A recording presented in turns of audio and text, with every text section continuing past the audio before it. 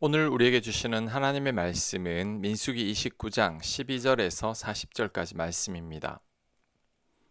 12절 일곱째 달 15째 날에는 너희가 성회로 모일 것이요 아무 일도 하지 말 것이며 이래 동안 여호와 앞에 절기를 지킬 것이라.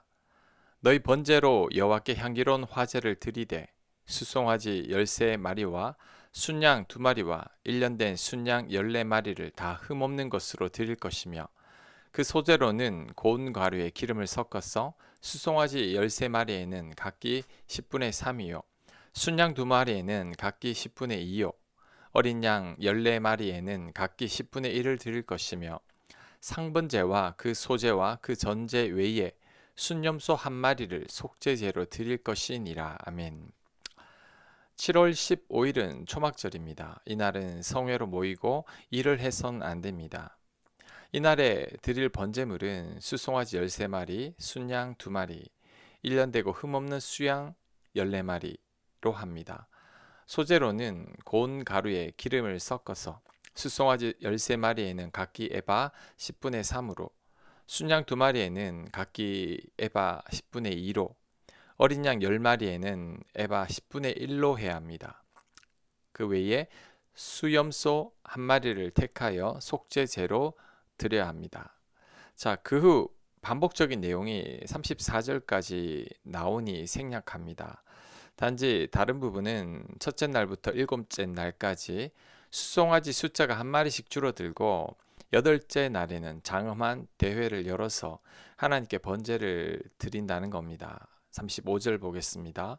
여덟째 날에는 장엄한 대회로 모일 것이요 아무 일도 하지 말 것이며 번제로 여호와께 향기로운 화제를 드리되 수송아지 1마리와 순양 1마리와 1년 되고 흠없는 순양 7마리를 드릴 것이며 그 소제와 전제는 수송아지와 순양과 어린 양의 수요를 따라 규례대로 할 것이며 상번제와 그 소제와 그 전제 외에 순염소 1마리를 속죄제로 드릴 것이니라. 아멘. 여덟째 날에도 거룩한 대회로 모여야 하고 일을 하지 말아야 합니다. 번제의 제물로는 수송아지 1마리와 순양 1마리와 1년 되고 흠없는 순양 7마리를 드릴 것이며 소제와 전제는 수송아지와 순양과 어린 양의 수요를 따라서 규례대로 하고 또 순염소 1마리를 속죄제로 드려야 합니다. 39절 너희가 이 절기를 당하거든 여호와께 이같이 드릴지니 이는 너희의 서원제나 낙헌제로 드리는 번제, 소제, 전제, 화목제 외에 드릴 것이니라.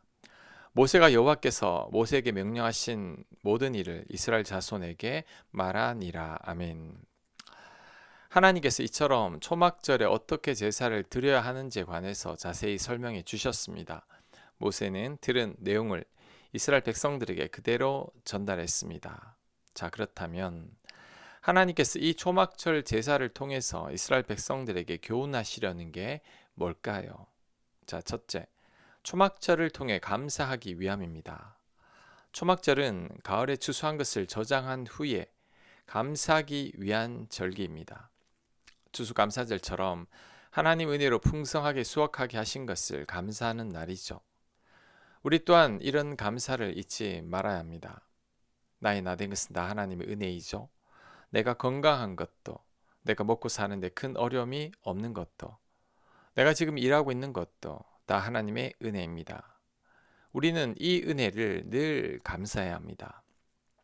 그런데 아이러니하게도 우리가 풍요로울 때 감사할 것 같지만 그렇지 않습니다. 오히려 그 반대입니다. 풍성할 때는 감사를 모르고 궁핍할 때 오히려 감사를 배웁니다.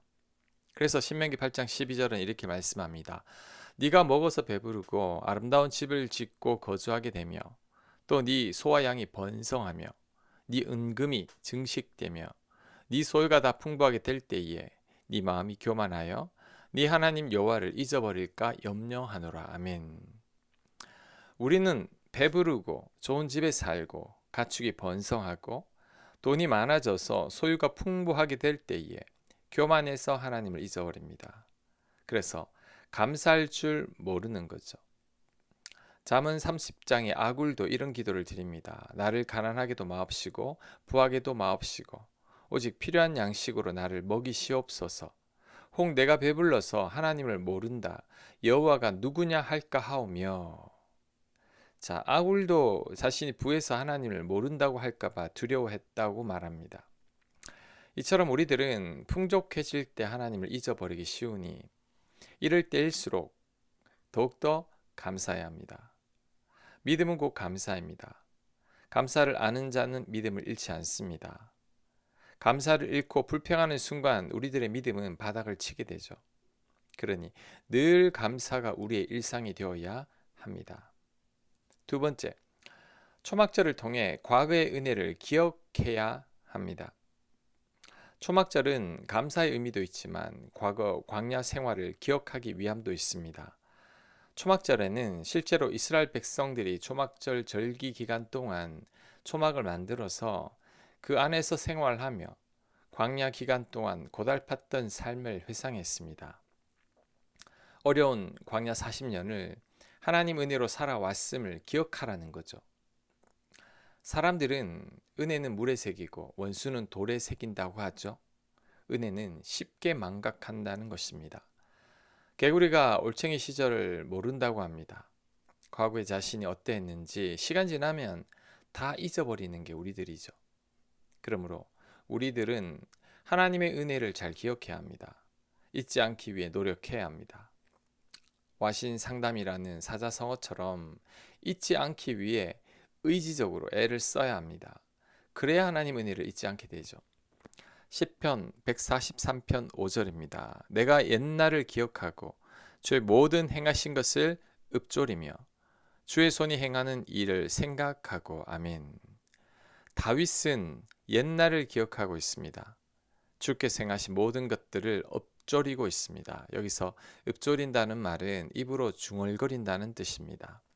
하나님께서 베푸신 은혜를 종일 독백하듯이 말한다는 거죠. 이렇게 함으로 기억하는 겁니다. 또한 주께서 행하신 일을 생각하고 있다고 합니다. 다윗이 이렇게 하는 이유는 잊지 않고 기억하기 위함인 거죠. 우리도 이렇게 합니다. 과거의 은혜를 종종 떠올리며 기억해야 합니다. 입술로도 중얼거리며 그 은혜를 감사해야 합니다. 그래야 은혜를 잊지 않게 되죠. 가장 좋은 것은 받은 은혜와 감사할 내용을 기록해 놓는 거죠. 그리고 일기장을 보관하듯이 그것을 보관하면서 자주 읽어보는 것입니다. 그럴 때 과거에 받은 은혜가 새록새록 다시 떠오르게 됩니다. 저는 과거에 경험한 하나님의 은혜를 설교할 때 많이 언급을 합니다. 그래서 과거의 설교문을 읽다 보면 그때 당시 받은 은혜가 어제 일처럼 떠오릅니다. 그리고 그때 받았던 은혜로 인해 다시 감사와 감격이 몰려옵니다. 다윗처럼 은혜를 기억했기 때문이죠. 믿음은 곧 기억입니다. 하나님의 은혜를 많이 기억하고 있을 때 믿음도 생기는 법이죠. 은혜가 쌓여서 담대함을 가졌기 때문입니다. 역으로 하면 망각은 곧 믿음의 반대인 염려로 이어집니다. 베푸신 은혜를 잊었으니 염려하게 되는 거죠.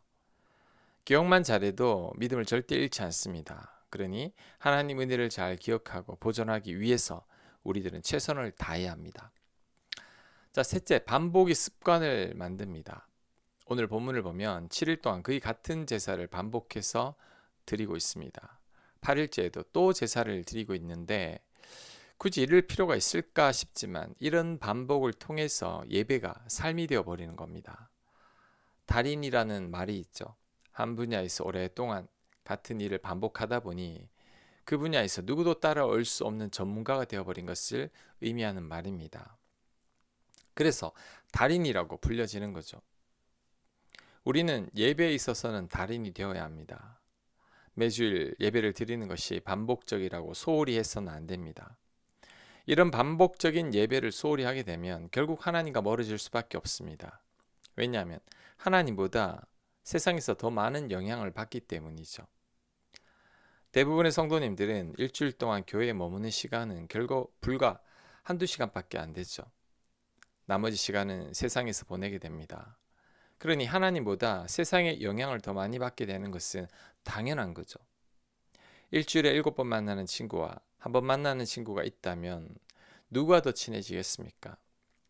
7번 만나는 친구가 더 친해집니다. 마찬가지로 세상에 몸담고 있는 시간이 더 많기에 우리들은 이 세대를 본받으며 살게 되는 거죠.